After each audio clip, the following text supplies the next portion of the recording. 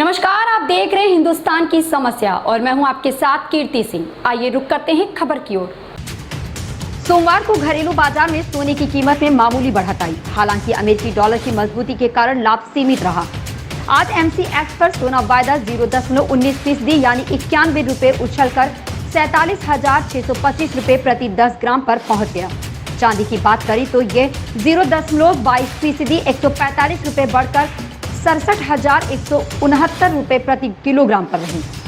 पिछले एक सप्ताह में सोने की भौतिक कीमत में करीब 600 रुपए प्रति 110 ग्राम की गिरावट आई है, जबकि इस दौरान चांदी में करीब 2,000 रुपए प्रति किलोग्राम की गिरावट आई है।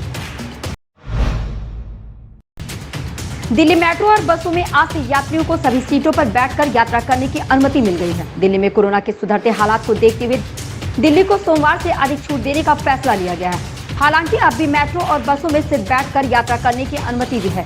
कोई भी यात्री खड़े होकर यात्रा नहीं कर सकता। इसी आदेश के चलते आज दिल्ली के मेट्रो स्टेशन के बाहर यात्रियों की लंबी कतारें देखी जा रही हैं। लोगों को उम्मीद थी कि अब ज्यादा यात्री बैठेंगे तो उनका नंबर जल्दी आएगा, लेकिन भीड़ बढ़ने से सुबह से ही स्टेशनों के बाहर यात्रियों की लंबी कतारें लगी हैं। सावन के पहले सोमवार को आज देश भर के मंदिरों में धूम है। महादेव की झांकी और दर्शन के लिए लंबी कतारें हैं। देश के ख्यात मंदिरों में कल रात से ही लोगों की लाइनें लगनी शुरू हो गई थी।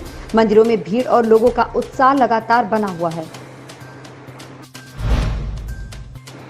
यूपी विधानसभा चुनाव से पहले एक ओर जहां सरकार सरकारी नौकरियां देने पर फोकस कर रही है, वहीं दूसरी ओर विभिन्न सरकारी महकमों में 1 लाख से अधिक पदों पर मानदेय पर नौकरी देकर अर्धकुशल श्रमिक स्तर के लोगों की भी रोजगार से जोड़ने की तैयारी है। एम्बुलेंस कर्मियों ने रविवार रात 12 बजे 108 और 102 एम्बुलेंस सेवा ठप कर दिया।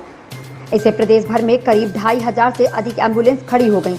एम्बुलेंस की ALS सेवा नई कंपनी चिकित्सा को सौंपी गई है। ये कंपनी नए सिरे से भर्ती कर रही है। पहले से कार्यरत कर्मचारी इसका विरोध कर रहे हैं।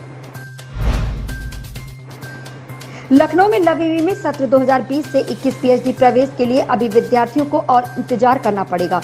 इस साल ऑनलाइन प्रवेश परीक्षा की तैयारी चल रही है, लेकिन अभी एजेंसी फाइनल नहीं हो पाई है। इससे अब प्रवेश परीक्षा 1 महीने देरी से 15 अगस्त के बाद ही संभव होगी। विवि प्रशासन यूं तो अपने यहाँ PhD प्रवेश परीक्षा 15 जुलाई को कराने की तैयारी में था। यही वजह रही कि जहां अभी UG, PG व प्रोफेशनल कोर्सों के आवेदन लिए जा रहे हैं, वहीं PhD के आवेदन समाप्त हो चुके हैं। विश्वविद्यालय इस साल पहली बार पार्ट टाइम PhD में भी प्रवेश लेने जा रहा है।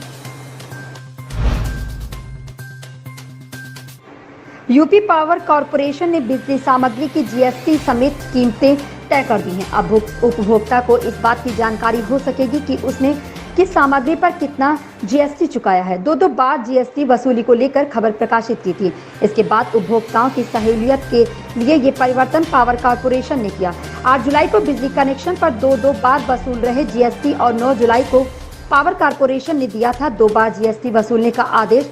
शीर्षक से खबर प्रकाशित कर उपभोक्ताओं की जेब काटने के खेल का खुलासा किया था। भूता के मिर्जापुर गांव में पति पत्नी के बीच हुआ झगड़ा। उनके 7 महीने के मासूम बेटे की जिंदगी पर भारी पड़ गया। झगड़े के बाद पत्नी बच्चों को छोड़कर मायके चली गई। पति शराब के नशे में धुत होकर मासूम बेटे के साथ सोया, लेकिन उसका ख्याल नहीं रख सका। रात में किसी समय वह बेड से नीचे जा गिरा और सिर में गंभीर चोट लगने से उसकी मौत हो गई। श्री काशी विश्वनाथ धाम की भव्यता देश भर में अद्भुत होगी। सुरक्षा व्यवस्था भी हाई टेक की जाएगी। काशी विश्वनाथ मंदिर न्यास को जमीन हस्तांतरण के बाद सुरक्षा व्यवस्था मजबूत करने की कवायद तेज हो गई है। धाम में सुरक्षा वॉच टावर की बाधा जमीन हस्तांतरण के साथ ही दूर हो गई है।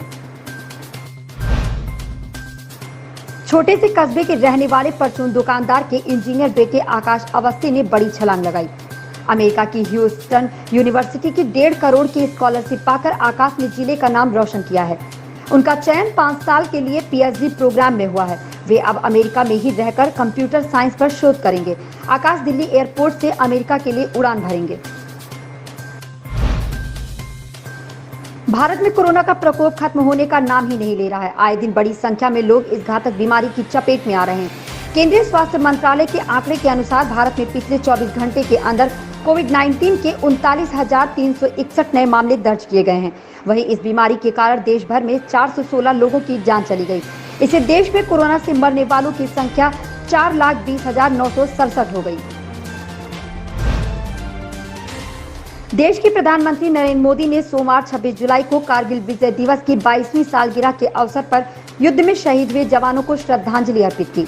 बता दें, भारत ने 1999 में पाकिस्तान के साथ कारगिल युद्ध किया था, जिसमें भारतीय जवानों ने जीत हासिल की थी। कारगिल विजय दिवस पर प्रधानमंत्री ने कहा कि हमारे जवानों ने अपने प्राणों की आहुति दी। उनकी बहादुरी हर एक दिन भारतीयों को प्रेरित करती है। ऐसी खबर से जुड़े रहने के लिए देखते रहे हिंदुस्तान की समस्या।